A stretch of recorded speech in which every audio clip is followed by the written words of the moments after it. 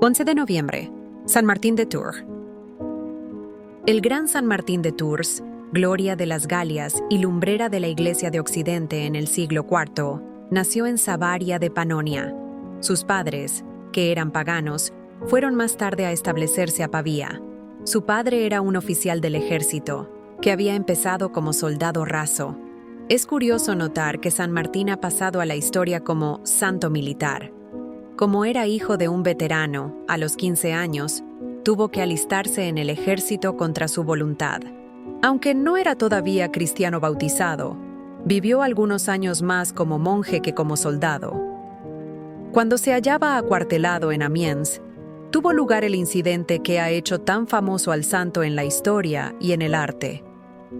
Un día de un invierno muy crudo, se encontró en la puerta de la ciudad con un pobre hombre casi desnudo, que temblaba de frío y pedía limosna a los transeúntes.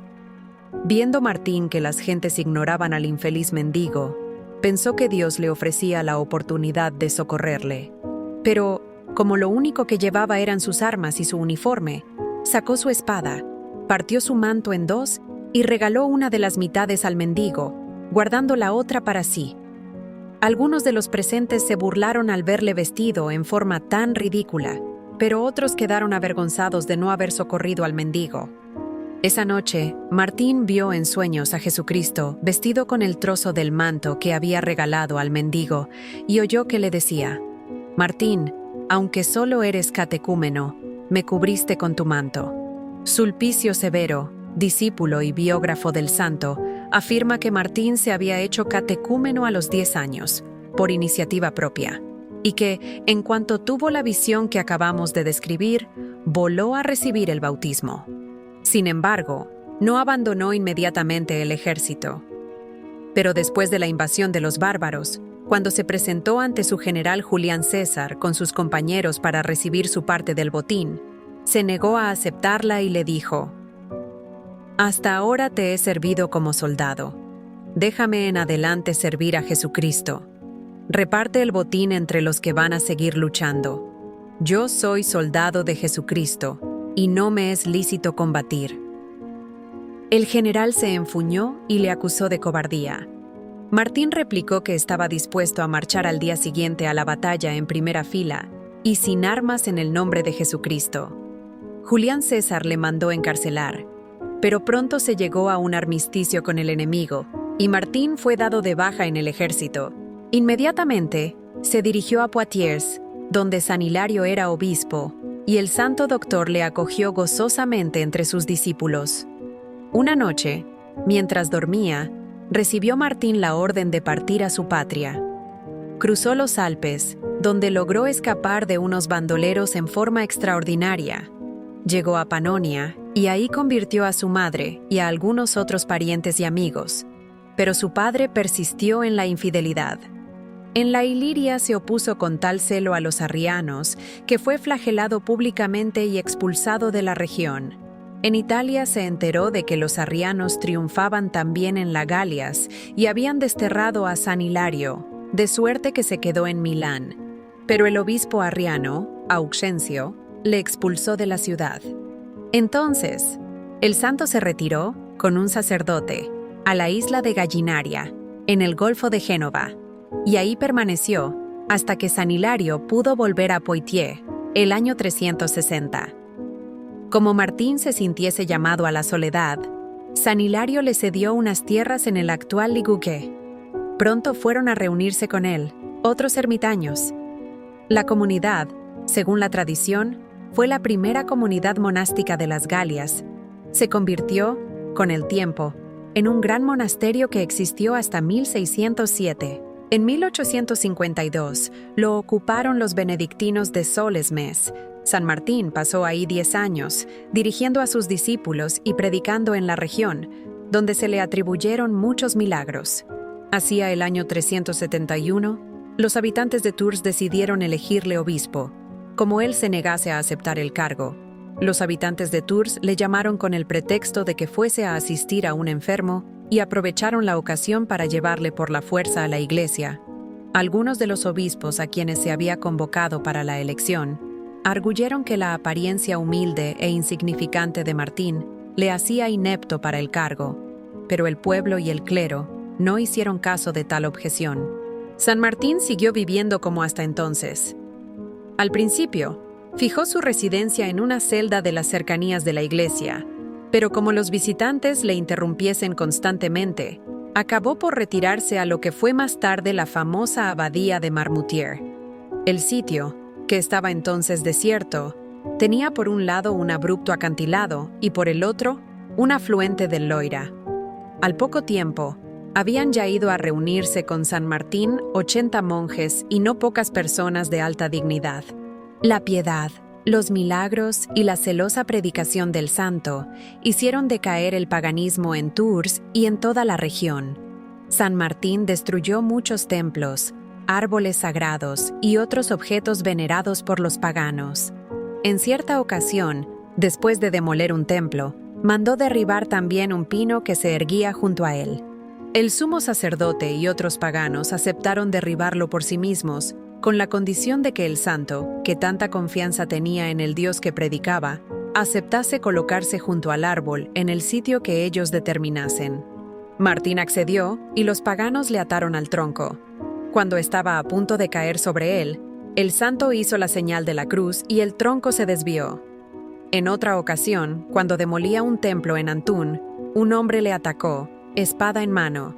El santo le presentó el pecho, pero el hombre perdió el equilibrio, cayó de espaldas y quedó tan aterrorizado que pidió perdón al obispo. Sulpicio Severo narra estos y otros hechos milagrosos, algunos de los cuales son tan extraordinarios que el propio Sulpicio Severo dice que, ya en su época, no faltaban hombres malvados, degenerados y perversos, que se negaban a creerlos. El mismo autor refiere algunas de las revelaciones, visiones y profecías con que Dios favoreció a San Martín. Todos los años, solía el santo visitar las parroquias más lejanas de su diócesis, viajando a pie, a lomo de asno o en barca. Según su biógrafo, extendió su apostolado desde la Turena hasta Chartres, París, Antún, Sens y Vienne, donde curó de una enfermedad de los ojos a San Paulino de Ñola. En cierta ocasión en que un tiránico oficial imperial llamado Aviciano llegó a Tours con un grupo de prisioneros y se disponía a torturarlos al día siguiente, San Martín partió apresuradamente de Marmoutier para interceder por ellos. Llegó cerca de la medianoche e inmediatamente fue a ver a Aviciano, a quien no dejó en paz sino hasta que perdonó a los prisioneros. En tanto que San Martín conquistaba almas para Cristo y extendía pacíficamente su reino, los priscilianistas, que constituían una secta gnóstico-maniquea fundada por Prisciliano, empezaron a turbar la paz en las Galias y en España. Prisciliano apeló al emperador Máximo de a sentencia del Sínodo de Burdeos, 348, pero Itacio, obispo de Osanova, atacó furiosamente al hereje y aconsejó al emperador que le condenase a muerte. Ni San Ambrosio de Milán ni San Martín estuvieron de acuerdo con la actitud de Itacio, quien no solo pedía la muerte de un hombre, sino que además mezclaba al emperador en los asuntos de la jurisdicción de la Iglesia. San Martín exhortó a Máximo a no condenar a muerte a los culpables, diciéndoles que bastaba con declarar que eran herejes y estaban excomulgados por los obispos. Pero Itacio, en vez de aceptar el parecer de San Martín, le acusó de estar complicado en la herejía. Sulpicio Severo comenta a este propósito que esa era la táctica que Itacio solía emplear contra todos aquellos que llevaban una vida demasiado ascética para su gusto. Máximo prometió, por respeto a San Martín, que no derramaría la sangre de los acusados. Pero, una vez que el santo obispo partió de Tréveris, el emperador acabó por ceder y dejó en manos del prefecto Evodio la decisión final. Evodio, por su parte, viendo que Prisciliano y algunos otros eran realmente culpables de algunos de los cargos que se les hacían, los mandó decapitar. San Martín volvió más tarde a Tréveris a interceder tanto por los priscilianistas españoles, que estaban bajo la amenaza de una sangrienta persecución, como por dos partidarios del difunto emperador Graciano. Eso le puso en una situación muy difícil. en la que le pareció justificado mantener la comunión con el partido de Itacio, pero más tarde tuvo ciertas dudas sobre si se había mostrado demasiado suave al proceder así. San Cilicio, papa, censuró tanto al emperador como a Itacio por su actitud en el asunto de los priscilianistas. Fue esa la primera sentencia capital que se impuso por herejía, y el resultado fue que el priscilianismo se difundió por España. San Martín tuvo una revelación acerca de su muerte y la predijo a sus discípulos, los cuales le rogaron con lágrimas en los ojos que no los abandonase. Entonces el santo oró así: Señor, si tu pueblo me necesita todavía, estoy dispuesto a seguir trabajando. Que se haga tu voluntad. Cuando le sobrecogió la última enfermedad, San Martín se hallaba en un rincón remoto de su diócesis. Murió el 8 de noviembre del año 397. El 11 de noviembre es el día en que fue sepultado en Tours. Su sucesor, San Bricio, construyó una capilla sobre su sepulcro. Más tarde, fue sustituida por una magnífica basílica. La Revolución Francesa destruyó la siguiente basílica que se construyó ahí. La actual iglesia se levanta en el sitio en que se hallaba el santuario saqueado por los hugonotes en 1562. Hasta esa fecha, la peregrinación a la tumba de San Martín era una de las más populares de Europa. En Francia hay muchas iglesias dedicadas a San Martín, y lo mismo sucede en otros países. La más antigua iglesia de Inglaterra lleva el nombre de este santo.